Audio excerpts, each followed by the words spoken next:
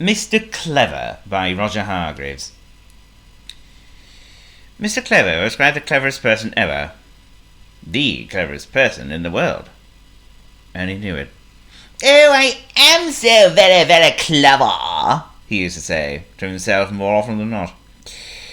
He lived in Cleverland, where, as you may know, everybody and everything is as clever as can be. In Cleverland, clever trees managed to grow apples and oranges at the same time.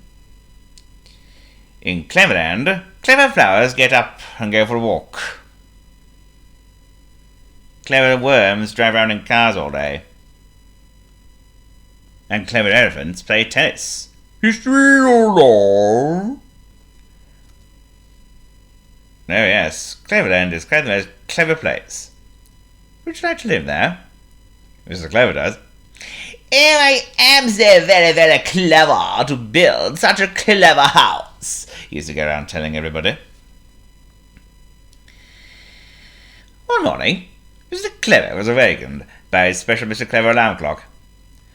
Not only did it wake you up by ringing a bell, it also switched on a light and said, "Good morning," and made a cup of tea, and showed what the weather was going to be, and told you the time, and showed you the date.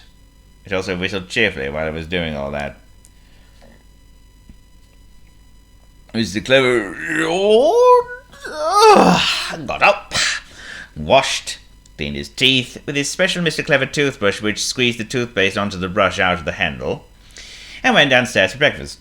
He popped in a slice of bread into his special Mr. Clever electric toaster, which not only toasted the bread, but also spread it with butter and marmalade, and cut off the crusts. After breakfast, he went for a long walk. An extremely long walk. In fact, such a long walk that he walked all the way out of Cleverland, although he didn't know it. He met somebody who was also out for a walk. You know who it was? That's right. Mr. Happy. "Hello!" cried Mr. Clever. "I'm the cleverest person in the world." "Ooh, that's good," said Mr. Happy. "Then you must be clever enough to make up a really good joke to tell me." "Ooh!" he laughed. "Ooh, jokes make me happy." "Ooh!" he explained. Mr. Clever's face fell. "Oh, I don't know any jokes," he admitted. "Well, that's not very clever of you, is it?" said Mr. Happy, and went off. Mr. Clever went on. Do you know who he met next? That's right. Mr. Greedy. "Hello!" cried Mr. Clever. "I'm the cleverest person in the world." "Oh, that's good," said Mr. Greedy. "Then you can tell me the recipe of the world's most delicious dish." He licked his lips. "I like food," he explained. Mr. Clever's face fell. Again. "No, I can't cook," he admitted.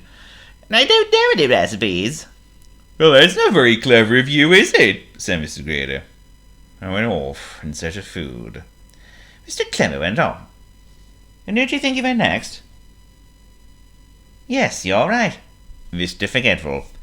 "Hello!" cried Mr. Clever. "I'm the cleverest person in the world." "Oh, that's good," said Mr. Forgetful. "Then you can tell me what my name is."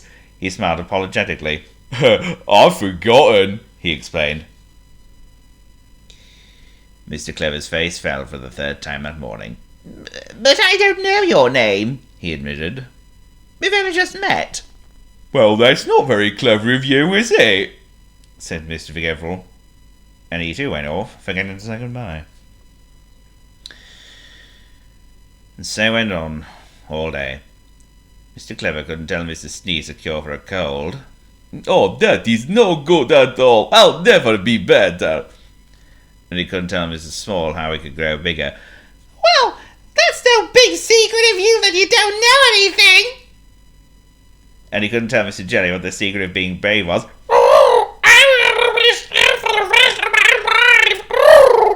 And he couldn't tell Mr. Topsy-Turvy how to talk the runway right. I mean, the right way round. Clever, you're not very. Not a very clever day. Not at all. Not a bit.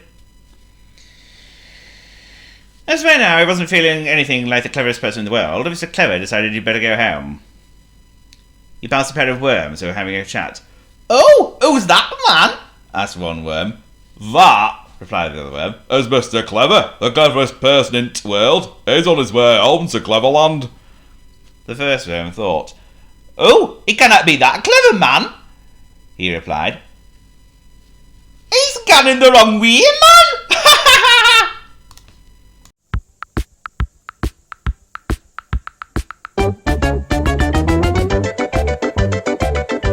Take two cars and put them by another two cars in one straight line. You'll see my friends are very right, I am. The two and two, they don't make four. The line of cars is made much more. The answer is the two and two make jam. Oh, I'm so clever, so terribly clever. You know I'm never incorrect or out of line. Oh, I'm so clever, so frightfully clever. You know I'm never ever wrong or out of time. I am the cleverest in the land, and ever since the world began, there has never been a Mr. Man like me. Yeah, wise men and philosophers, and even some photographers have tried to find out if we have a soul. Find out whereabouts we keep it, in our heads or underneath it. I know where mine is, and it's got a hell. Your soul's got a hole? Yes, I got two of them. One of them. Oh, I'm so clever, so terribly clever. You know I'm never incorrect or out of line. Oh, I'm so clever, so frightfully clever. You know I'm never ever wrong or out of time. I am the cleverest in the land, and ever since the world began, there has never been a Mr. Man like me.